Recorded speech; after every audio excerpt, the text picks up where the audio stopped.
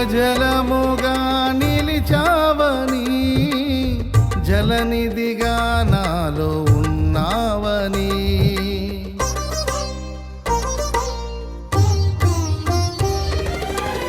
జనులకు దీవెనగా మార్చావని, జగతిలో సాక్షిగా ఉంచావని, ఉత్సాహగానమునే పాడనా,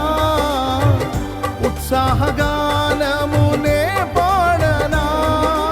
ఏదైనా నీ కొరకు చేసేందుకు ఇచ్చితివి బలమైన నీ శక్తిని, ఏదైనా నీ కొరకు చేసేందుకు ఇచ్చితివి బలమైన నీ శక్తిని, ఇది ఏ చాలును నా